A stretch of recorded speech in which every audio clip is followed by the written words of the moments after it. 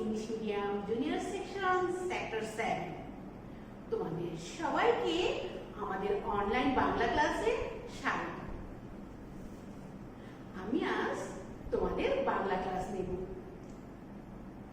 Class শুরু করার আগে চলো আমরা একটু কি করি, একটু এক্সারসাইজ করে নিই। তাহলে সবাই দাঁড়াও। ঠিক আছে, সবাই তোমরা তোমাদের হাত দুটো কি করবে বলো তো? তোমাদের হাঁটুতে রাখবে। আমরা কি করব? গুনবো। আচ্ছা ঠিক আছে, হাঁটুতে রাখি। 1 2 1 2 3। তারপর এখানে মাঝখানে 1 2 1 2 3। আবার 1 2 1 2 3। আবার 1 2 1 2 3। খুব ভালো। তোমরা সবাই এখন বসে যাও। তোমাদের মনে আছে আমাদের ক্লাসের নিয়মগুলো? তাহলে আমরা কি করব? সবাই সুন্দর করে বলবো। তারপরে কি করতে হবে? মিসের কথাগুলো মনোযোগ দিয়ে শুনতে হবে। মিসের দিকে তাকিয়ে থাকবে। মিস কিভাবে লিখছে, কি দেখাচ্ছে, কি করছে। তারপর মিস কিছু জিজ্ঞেস করলে হাত তুলবে। হ্যাঁ, সবাই একসাথে উত্তর দাও। যাবে না, যে হাত তুলবে মিস তাকে জিজ্ঞেস করবে, তখন তুমি উত্তর দেবে। তোমরা সবাই অনেক লক্ষ্মী, অনেক ভালো। ঠিক আছে, তাহলে কি করা যায়? আমাদের আজকে ক্লাসটা শুরু করা যায়। তোমাদের কি মনে আছে আমরা গত ক্লাসে কি শিখেছিলাম? মনে আছে?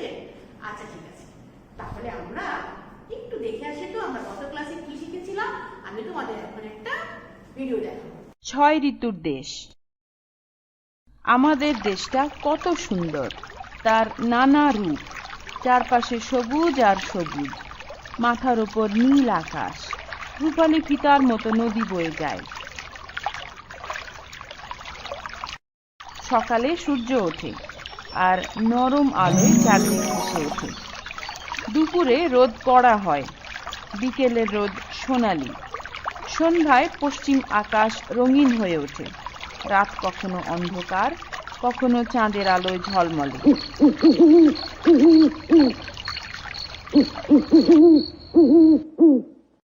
এভাবে একদিন হয়, 7 দিনে হয় 1 সপ্তাহ, আর 30 দিনে 1 মাস হয়। 12 মাসে হয় 1 বছর। 2 মাসে একটি ঋতু হয়। আমাদের ঋতু হচ্ছে 6টি। বাংলা বছর বৈশাখ মাস থেকে শুরু হয়। বৈশাখ ও জ্যৈষ্ঠ এই 2 মাস নিয়ে গ্রীষ্মকাল। এই সময়ে খুব গরম পড়ে। খাল বিল শুকিয়ে ফেটে যায়। কখনো কখনো প্রচন্ড ঝড় হয়। তখন জানমালের ক্ষতি হয়।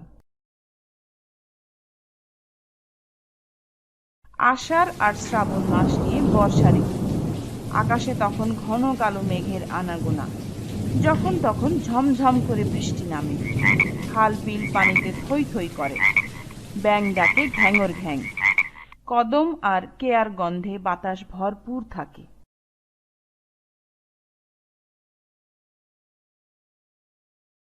ভাদ্র আর আশ্বিন মাস মিলে হয় শরৎ ঋতু। তখন নতুন ধানের শীষ বাতাসে মাথা দোলায়। এ সময় আকাশের রং হয়ে ওঠে গাঢ় নীল। তুলোর মতো হালকা সাদা মেঘ ভেসে বেড়ায়। নদীর ধারে কাশফুলের দোলা লাগে। বাতাসে শিউলি ফুলের মিষ্টি গন্ধ পাওয়া যায়।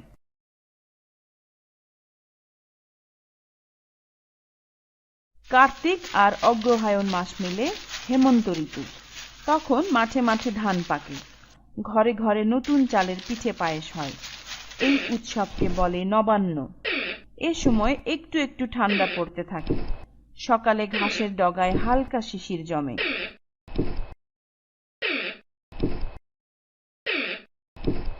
পৌষ আর মাঘ মাস নিয়ে শীত ঋতু। এ সময় পিঠাপুলি খাওয়ার ধুম পড়ে যায়। চারপাশ ঢাকা থাকে কুয়াশায়। সকালে গাছপালা আর ঘাসের ডগায় বেশ শিশির জমে। শীতের শেষ দিকে শুরু হয় গাছ থেকে পাতা ঝরা।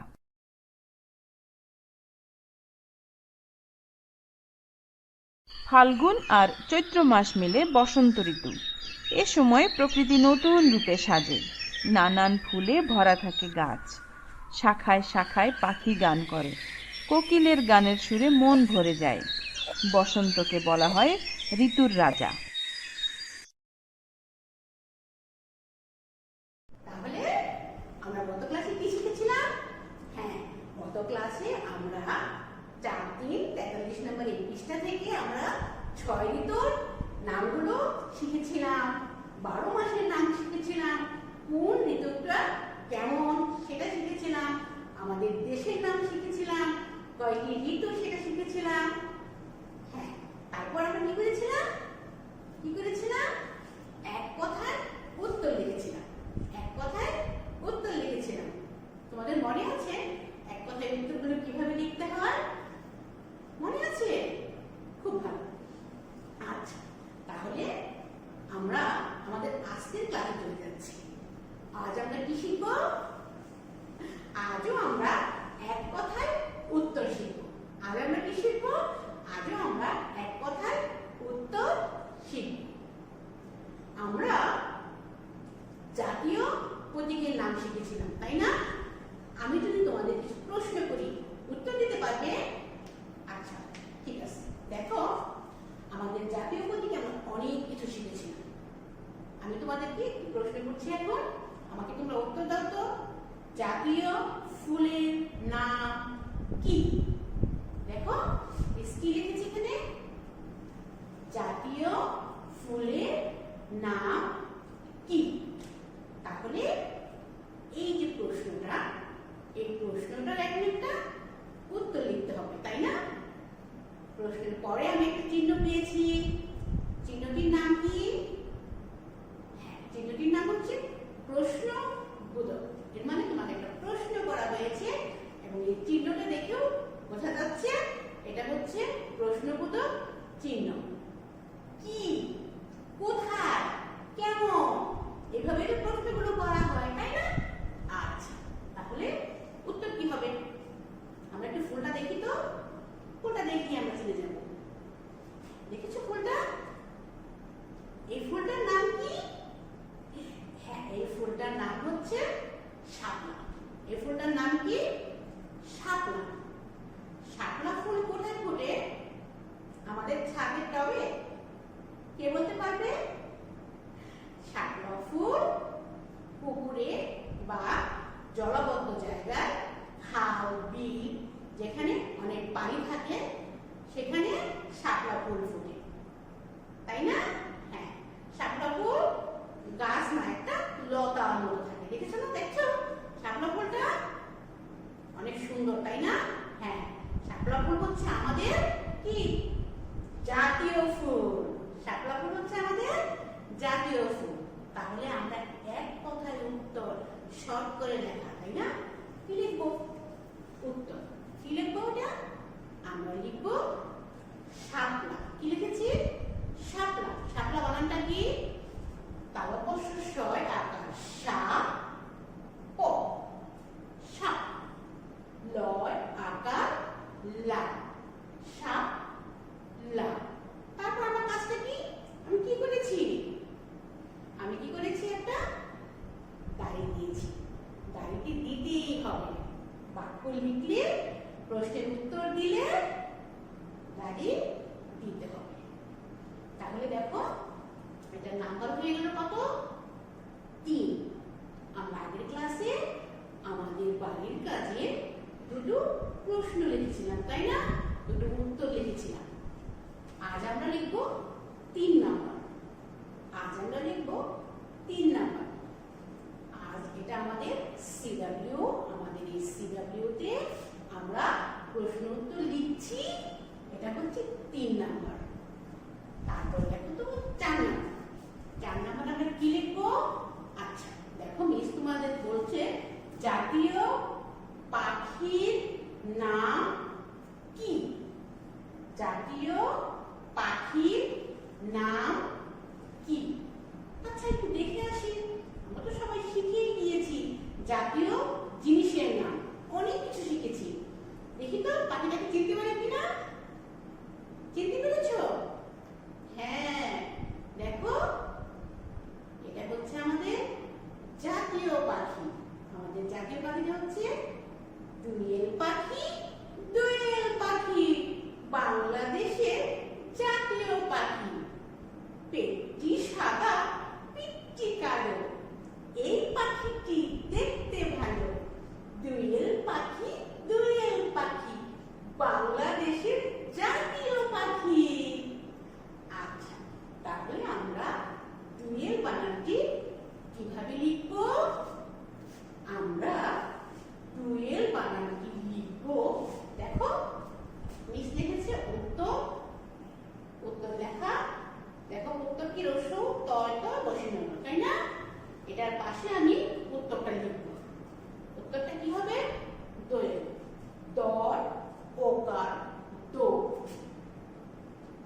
অন্ত্যেষ্টিয় একারে এ, দো এ ল, দোয়েল।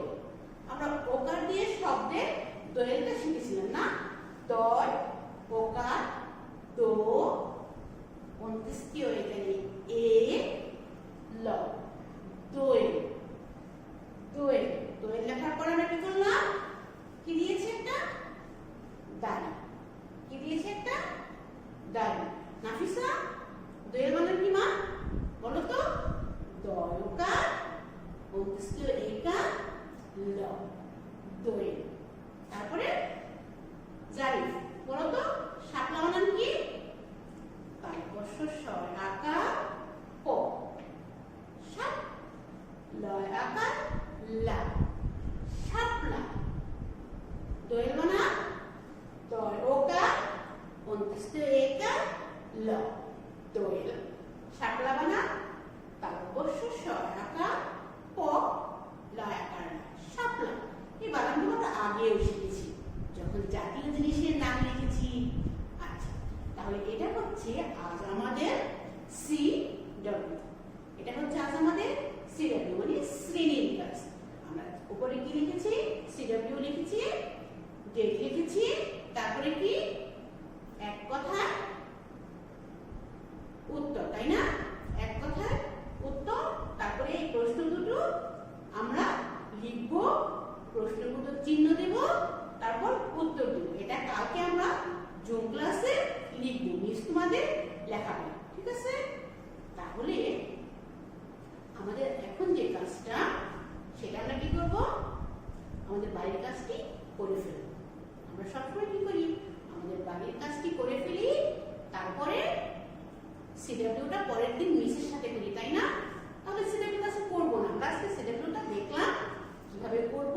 মিস কালকে তোমাদের এটা করাবে, আজ আমরা লিখেই ফেলব। এটা আমাদের বাড়ির কাজ। HWটা করে মিসকে ছবি তুলে পাঠিয়ে দেব। আচ্ছা, তোমরা সবাই দেখো আমাদের বাড়ির কাজটা কেমন হবে। এক কথায় উত্তর, HW ডেট। তারপর আমরা দুটো প্রশ্ন লিখব। দেখো আমি কি লিখেছিলাম? 3 4। আমাদের CW হবে 3 4। আর বাড়ির কাজ আমরা মানে HW টা আমরা লিখব। তাহলে কি লিখব? 5 6। এখন 5 নম্বরে আমি তোমাদের জিজ্ঞেস করছি, তোমার প্রিয় ফল কি? তোমার প্রিয় ফল কি? আমরা কিন্তু জাতীয় জিনিস যখন শিখেছি তখন আমরা একটা ফলের নাম শিখেছি। আমরা যে কোনো ফলের নাম লিখতে পারি। এখানে কিন্তু আমাদেরকে বলা হয়েছে তোমার প্রিয় ফল কি, মানে এক একজনের প্রিয় ফল এক একটি। আচ্ছা, ঠিক আছে। তাহলে সোহা, সোহা বলতে চাচ্ছে সোহার প্রিয় ফল কি?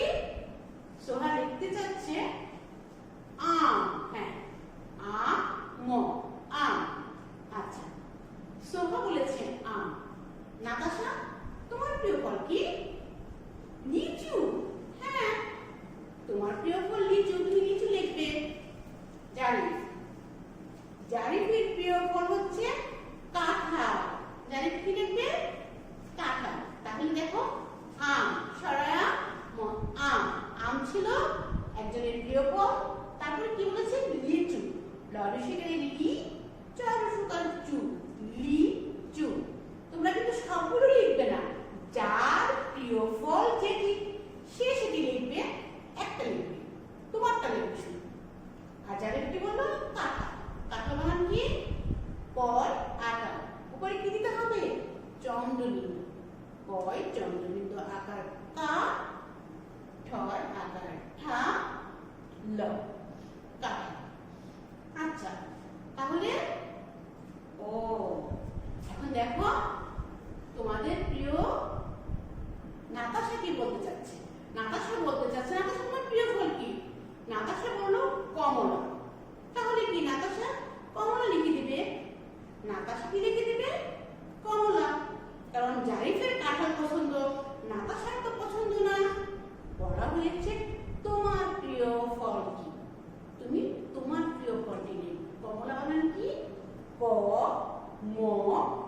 লর আকার লা।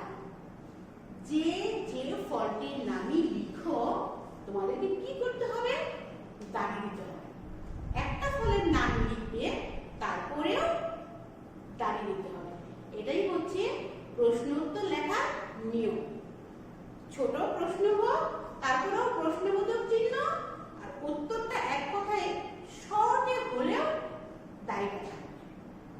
আচ্ছা, তারপরে আমি আমাদের লাস্ট প্রশ্ন মানে 6 নম্বরে চলে যাচ্ছি। দেখো কি লিখেছি? বাংলাদেশের রাজধানীর নাম কি? বাংলাদেশের রাজধানীর নাম কি?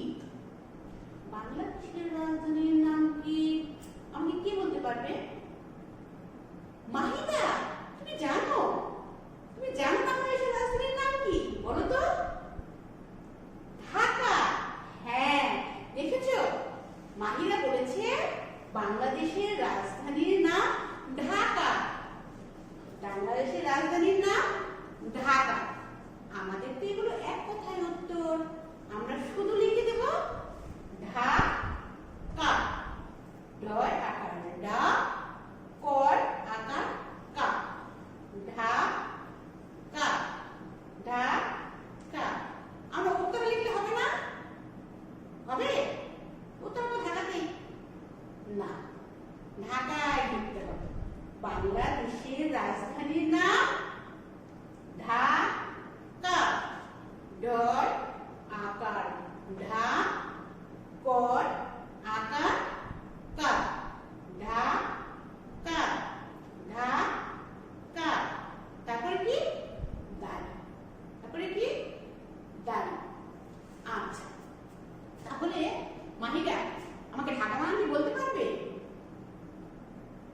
ডয় আকার দা, কর আকার কা। ঢাকা, ঢাকা। খুব সহজ না বানানটা? ছোট্ট একটা বানান, ঢাকা। প্রশ্নটা অনেক বড়। বাংলাদেশের রাজধানীর নাম কি? আর উত্তরটা ঢাকা। ছোট্ট একটা উত্তর, অনেক বড় প্রশ্ন, ছোট্ট একটা উত্তর। আচ্ছা, তাহলে এটা হচ্ছে আমাদের HW। আমরা HWটা সবাই এখনই করে ফেলবো। এবারের কাজটা আমরা এখনই করব। করে আমরা সবাই কি করব? মিসকে ছবি তুলে পাঠিয়ে দেব। মিসকে ছবি তুলে পাঠিয়ে দেব। তাহলে কি করব?